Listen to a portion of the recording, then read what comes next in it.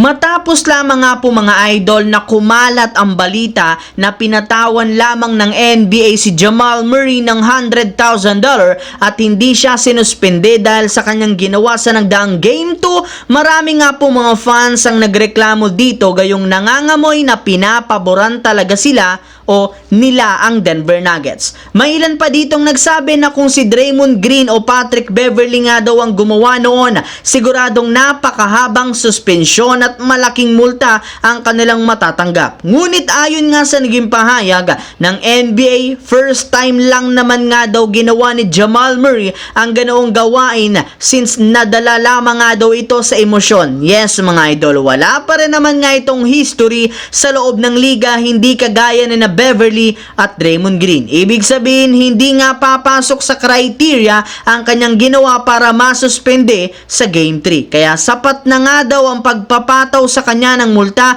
na nagkakahalaga ng $100,000 upang hindi na ulitin pa. Nagsilbi rin naman nga itong warning since kapag inulit pa niya ang kanyang ginawa, maaari nga talaga siyang masuspende sa mga susunod na laro. Samantala, katulad nga po ng naibalita ko sa inyo bago pa bumalik ang Minnesota sa kanilang home court para sa Game 3, Game 4, magkakaroon muna nga sila ng mahabang bakasyon na magagamit ng kanilang mga players upang maipagpahinga ang kanilang katawan. Ngunit sa kabila nga po niyan ay sinabi pa rin naman ni Anthony Edwards sa kanyang interview na kahit man angat na sila 2-0 at hawak pa nila ang home court advantage, hindi pa rin naman sila magpapakampante. Alam nga po nila na susubukan ng Denver ang lahat ng kanilang makakaya at lahat ng posibilidad para makabawi sa Game 3. Pero sinigurado rin naman ni Edwards na kung gagawa nga ng adjustment ang Denver, gagawin rin naman nila ang kanilang makakaya next game. Ika nga isasabayan nga po nila ang Nuggets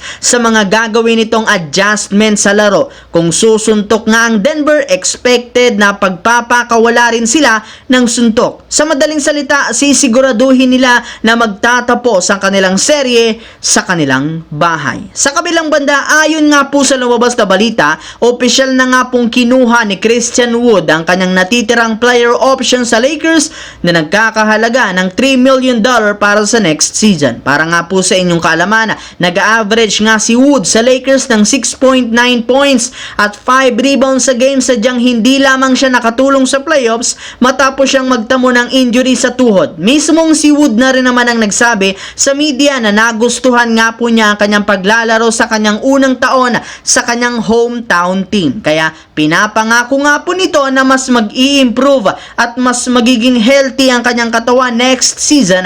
At ngayon nga po mga idol na naibalik na ng Lakers ang kanilang sentro, wala nang ibang choice ang kanilang team kundi tanggalin ang kanilang big man na si Jackson Hayes na inaasahang magiging free agent na. Kaya maghahanap nga sila dito ng bagong big man na pwedeng pumalit sa kanya na maaaring mas makatulong kay Anthony Davis. At base nga sa inilabas na balita, ang pinakanangunang sentro ngayon ay si Jonas Valanciunas na isa ng ganap na free agent matapos magtapos ang kontrata nito sa Pelicans. Kaya pwede na nga itong ofera ng Lakers ng mas malaking kontrata upang magamit nila bilang bagong backup center. So that's it mga idol. Once again, this is your J-Zone TV. Huwag kalimutang mag-like, mag-subscribe, pindutin ang notification bell sa akin channel para lagi kayo maging updated sa mga nangyayari sa NBA. I-follow nyo na ang ating Facebook page, J-Zone TV. Thanks for watching mga idol. Hopefully,